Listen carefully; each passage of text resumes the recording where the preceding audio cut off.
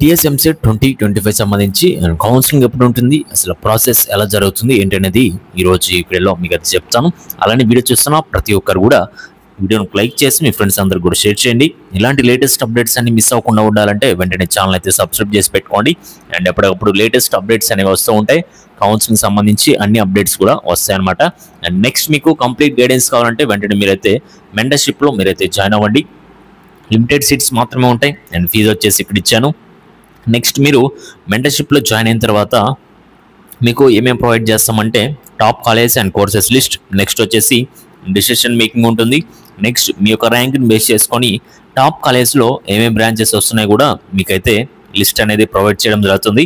Next మీకు certificate వెరిఫికేషన్లో కావచ్చు, technical ఇష్యూస్లో కూడా మా సైడ్ నుంచి మీకు ఫుల్ సపోర్ట్ అయితే ఉంటుంది. అండ్ మీకు సపరేట్ వాట్సాప్ గ్రూప్ అయితే ఉంటుంది. అందులో మీకు కౌన్సిలింగ్ సంబంధించి అప్డేట్స్ అన్ని కూడా వస్తాయన్నమాట అందరికంటే ముందుగా. నెక్స్ట్ మీరు మెంటర్షిప్లో జాయిన్ అయిన తర్వాత 24/7 ఎప్పుడైనా మెసేజ్ చేయొచ్చు, కాల్ చేయొచ్చు. అండ్ మీరు జాయిన్ అవ్వాలనుకుంటే వెంటనే క్యూఆర్ కోడ్ని స్కాన్ చేసి మీరు పేమెంట్ అనేది చేసుకోండి. అండ్ మీ యొక్క పేమెంట్ ఐడి వచ్చేసి ఒక వాట్సాప్ నెంబర్కి అయితే మీరైతే సెండ్ చేయండి. వాట్సాప్ నెంబర్ వచ్చేసి 8179406281కి మీరు సెండ్ చేస్తే మా సైడ్ నుంచి కంప్లీట్ డీటెయిల్స్ అనేవి ప్రొవైడ్ చేయడం జరుగుతుంది. అండ్ లాస్ట్ ఇయర్ మనకి కౌన్సిలింగ్ ఎప్పుడు ఉంది, ఈ యొక్క ప్రాసెస్ అనేది ఎలా జరిగింది అనేది మనమైతే మాట్లాడుకుందాం. అండ్ ఇక్కడ వచ్చేసి మీకు డీటెయిల్గా చూపిస్తాను మొత్తం ఎన్ని ఫేజెస్ ఉన్నాయి ఏంటి అనేది కూడా మనమైతే మాట్లాడుకుందాం. ఇక్కడ వచ్చేసి మీకు ఫస్ట్ మనకి డేట్స్ అనేవి అనౌన్స్ చేస్తారు. అనౌన్స్ చేసిన తర్వాత ఈ యొక్క డేట్స్ అనేవి కూడా చూడండి. లాస్ట్ ఇయర్ ఒక డేట్స్ అని ఇలా ఉన్నాయన్నమాట మనకి. అంటే జూలై 27 నుంచి మనకి ప్రాసెస్ అనేది స్టార్ట్ అయింది. అండ్ జూన్ నుంచి మనకైతే ప్రాసెస్ అనేది స్టార్ట్ అయింది. జూలై వరకు ఈ యొక్క ప్రాసెస్ అనేది ఎండ్ అవుతూ ఉంటుంది. ఆగస్ట్ కల్లా మీకు 3 రౌండ్స్ అనేవి కంప్లీట్ అవుతాయి అనమాట. ఈ యొక్క ప్రాసెస్ అనేది ఎలా జరిగిందో చూద్దాం.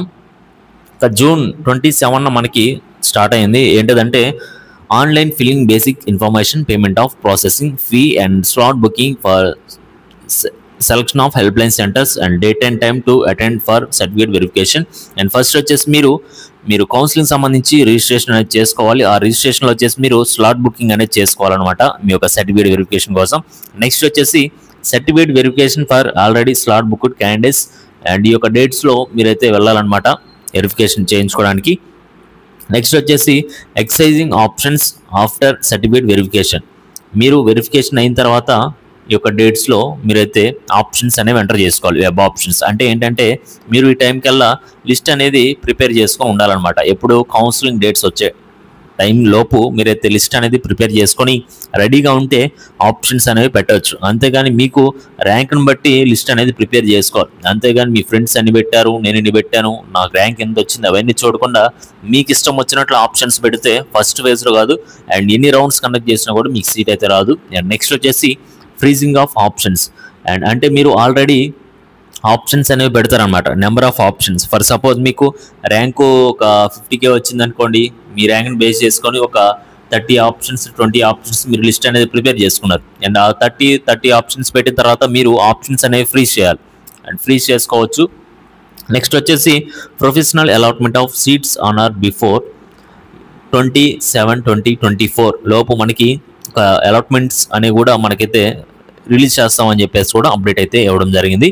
నెక్స్ట్ వచ్చేసి మీకు వచ్చిన తర్వాత సీట్ అలాట్మెంట్ ఒక రిపోర్టింగ్ అయితే కాలేజీలో చేయాలన్నమాట. అది వచ్చేసి మీరు ట్యూషన్ ఫీజు కూడా మీరైతే పే చేయాల్సి ఉంటుంది. అది వెబ్సైట్లోనే మీరు డైరెక్ట్గా మీరైతే వెబ్సైట్ నుంచి మీరైతే పేమెంట్ చేసుకోవచ్చు. అండ్ ఆ పేమెంట్ మరి సెకండ్ ఫేజ్లో వేరే సీట్ వస్తే ఆ పేమెంట్ అనేది అటు వెళ్తుందా, నెక్స్ట్ థర్డ్ రౌండ్లో అటు వెళ్తే ఇంకో కాలేజ్ చేంజ్ అయినప్పుడు అటు వెళ్తుందా అంటే ఆ ఫీజు మొత్తం కూడా ఏ కాలేజీలో మీకు సీట్ అనేది అలాట్ అవుతుంది ఏంటనేది కూడా అక్కడ ఇస్తారు. కాబట్టి ఆ ఫీజు మొత్తం అటు ట్రాన్స్ఫర్ అయితే అవుతుందన్నమాట.